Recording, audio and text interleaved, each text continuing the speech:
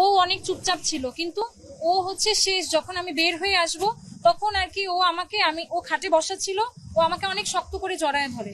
তখন জড়ায় ধরার পরে আমাকে বলে যে আপনি তো বললেন যে আল্লাহ যা করে ভালোর জন্য করে, আমিও জানি আল্লাহ যা করে ভালোর জন্য করে, তাহলে আমার সাথে যা হলো এটা আল্লাহ কি ভালোর জন্য করছে।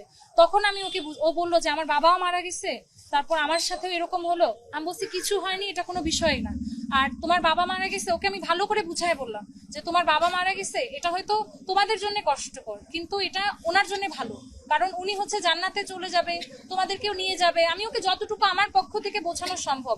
তারপর ওকে বললাম যে তোমার বিষয়টা এটা কোনো বিষয় না, মানুষের একটা অ্যাক্সিডেন্ট হয়, একটা হাত ভাঙে পা ভাঙে, এটা কোনো বিষয় না। তোমার সামনে এইচএসসি পরীক্ষা, আমি ওর গালটা জানি এভাবে টানতেছে, আমি ওকে বলতেছি তোমার সামনে পরীক্ষা, তুমি হচ্ছে ভালো করে পড়ো, এসএসসি তে ভালো রেজাল্ট করছো শুনছি, এইচএসসি তেও কিন্তু ভালো করতে হবে।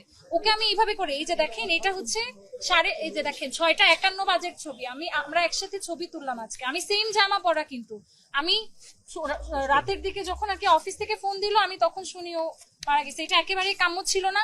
আমরা দ্রুততম সময়ে আমরা হচ্ছে যারা আসামি তাদেরকে আমরা খুনিই বলবো, কারণ তাদের কারণে এই বাচ্চাটা মারা গেছে, তারা খুনি।